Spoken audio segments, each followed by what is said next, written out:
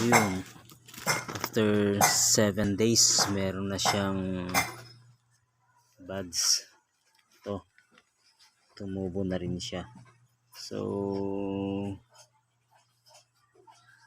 pwede na natin siyang lagyan ng graft. Yan, yan o, yan o, may mga tubo na o. So, pwede na natin.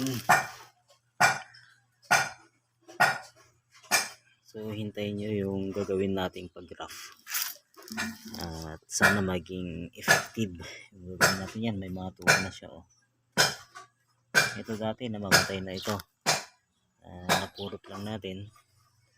Ayaw na nilang buhayin. Yan, bubuhay na siya. So 7 days nagkaroon na siya ng tubo. Yan yung ano niya, ang ganda.